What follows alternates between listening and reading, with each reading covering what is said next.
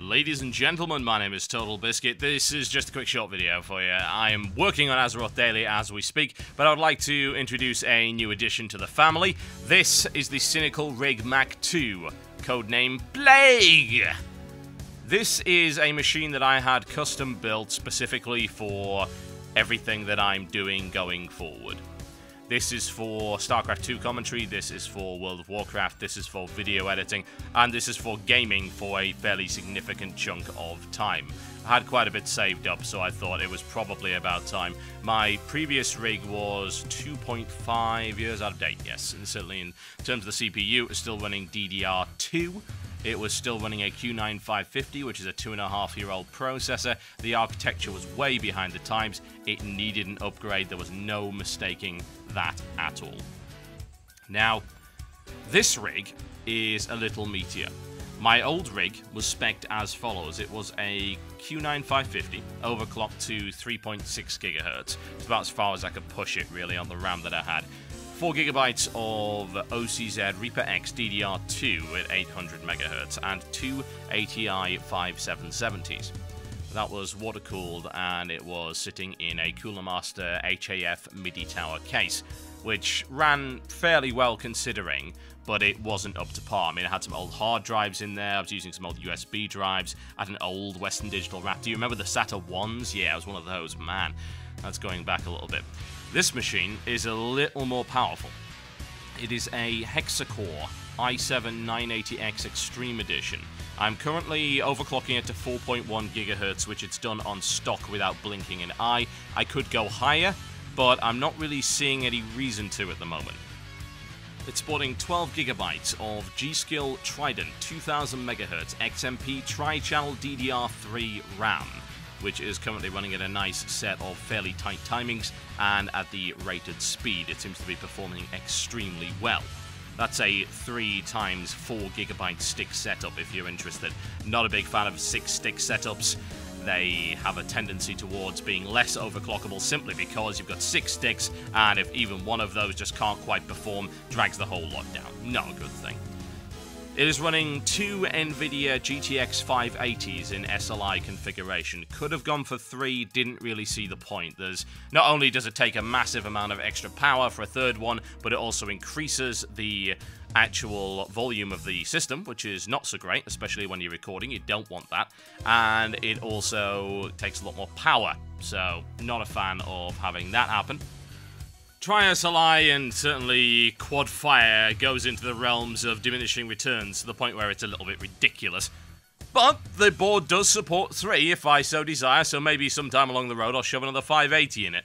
Oh well, anyway, that's beside the point. So I've got those running and those are performing exceptionally well. As regards to what it's being cooled by, it's got a Coolit ALC Echo 240, which is a nice bespoke and nicely sealed water cooling system. I've built my own water cooling before, and it resulted in a very green carpet, let me put it that way.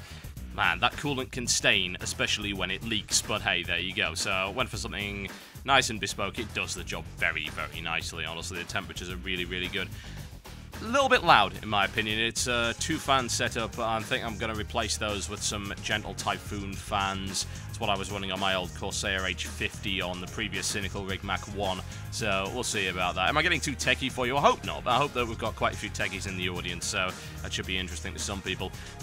This is all sitting in a Coolermaster Cosmos 1000 case, which is a wonderful case. I really like the design of it. Very easy to pop the sides off, do a little bit of maintenance, and one of the best things about it is the fact that both sides have sound-absorbent padding.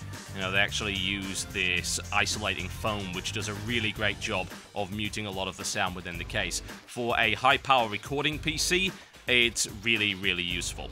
Nice case. Really big fan of it. You can see the pictures right here. My camera's not very good, and if there's one thing I do need to invest in, folks, it is a video camera. I've not really had the desire or indeed need to own one, but I think that's going to be happening sooner rather than later so I can film some hardware stuff. I mean, I'd like to occasionally do something about hardware. I find it pretty interesting.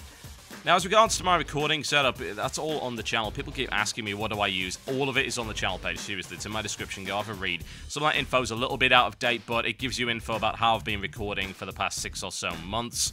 And what I've got in this is I've got a RAID 0 of 1TB drives. I'm also running an Intel G2 160GB SSD. It's not properly set up yet, but I'm looking to have WoW and StarCraft 2 running on that, which will give it a little bit more performance. I've also got a couple of 1TB external drives, an eSATA and 2 USBs, and a 2TB internal Western Digital Green, which I mostly just use for FRAPs dumping, really. I mean, for God's sake. It's entirely feasible to FRAPs to a USB drive. I've been doing it for quite some time, actually. It works just fine at 30 FPS, 720p, so as long as it's not clogged up with garbage, you should be absolutely fine. But it's nice to have the 2TB internal. Good for transfer speed as well. I think that's probably the most vital thing. It speeds up encoding there. Now, the reason this rig is as powerful as it is for one thing only. I wanted this so I could get back into proper StarCraft 2 casting. I've told you this before. I love doing it live, and I hate doing replays with no audience. Maybe I'm just an egotistical bastard, but I think the live experience really adds to it. So, very, very soon indeed, and I'm looking within the next week or so, I will be restarting StarCraft 2 in a major way alongside what I'm doing right here. I've explained it before, but it does bear repeating. It's not going to affect how many WoW videos that are going to come out, because I'm going to be doing these 2 live shows a week. It's all going to be broadcast live and FRAPsed at the same time, which is why I needed such a meaty setup. It's very difficult and very, very power consuming to actually do that. It's really tricky, and you need a beast of a machine. This might still be a little bit overkill, but you know what? I felt like it. I've been saving for months, so I thought, hey, I'm going to make a rig that will actually produce some really great quality stuff. My encoding speed obviously is going to be an awful lot faster. I'm going to be able to put out a very large number of casted StarCraft 2 games every week, which of course, if you're not interested in StarCraft 2, you can avoid very easily with the new playlist system on the channel. You want WoW stuff, you click the WoW button. You want StarCraft 2 stuff, you click that StarCraft 2 button. And if you want general gaming, you can click that as well. And of course, if you're after all my stuff, then subscribing is the best way to keep track of everything that's going on there. So yeah, performance on this has been a little silly. I clocked up 318 frames per second on a Star Battle game earlier at 2560x1600 and all graphics set to Ultra. Overkill? Yes. But overkill is underrated.